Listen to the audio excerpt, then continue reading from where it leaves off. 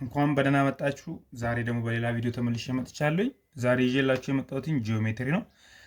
ጂኦሜትሪውን እንደምታዩት 125 ዲግሪ እና 85 ዲግሪ በተሰጠበት ውስጥ መሀል ላይ ትሪያንግል የምትመስል ግን ዘነፍ ያለች ወደ ጎን ኤክስን ፈልጉ ይላል። ስለዚህ ዋት ኢዝ ዘ ቫልዩ ኦፍ ኤክስ ነው የሚለው።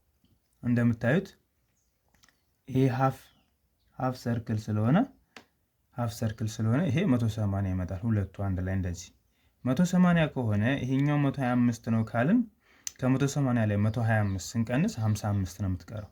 ስለዚህ እቺ ጋር ያለችው ስንት ትሆናለች? 55 ትሆናለች ማለት ነው። 55 ሲደመር 125 180 የሃፍ ሰርክል። እዚህ ጋር ምን እንምጣ? ይሄኛው 180 መምጣት አለበት። ስለዚህ እዚህ ጋር 85 ከሆነ ይሄኛው ደግሞ ስንት ይሆናል? 180 መሆን ስላለበት ሁለቱ ከ180 ሲቀነስ 85 95 ይሰጠኛል።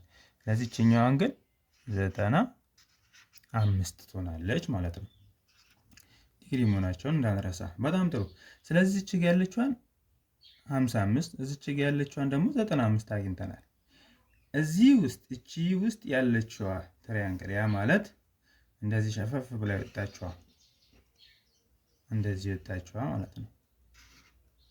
ይሄ 180 መሆን አለበት ድምሩ የዚህና የዚህ ሲደመሩ 180 መምጣት አለበት። ስለዚህ 55 ዲግሪ ሲደመር 85 ዲግሪ 95 ዲግሪ ሲደመር ኤክስ ስንት መስጠት አለበት? 180 ዲግሪ መስጠት አለበት። ይሄ ሩል ስለሆነ ማለት ነው። አንድ እንደዚህ ሙሉ የሆነ ክብ ትሪያንግል የሚመስል ነገር ወይም ትሪያንግል ነው ጀስት ትሪያንግል ሆኖ የተቀመጠ ነገር 180 ዲግሪ መሙላት መቻል አለበት። በዚህ ህግ መሰረት 55 ሲደመር 95 ሲደመር x = 180 ዲግሪ ከሆነ x ቫልዩ ስንት ናት ነው? x = 180 ዲግሪ ማይነስ 55 95 ማለት 150 ነው የሚመጣው 150 ዲግሪ። ስለዚህ x = 30 ዲግሪ ይሆናል ማለት ነው። ስለዚህ የኤክስ ጋር ያለችው ዲግሪ 30 ነው። ስለዚህ 30 ሲደመር 55 85 85 ሲደመር 95 180 ይሰጣል። ስለዚህ በዚህ መሰረት መልሳችን ማነች? ቢ ላይ ያለችዋ ትክክለኛ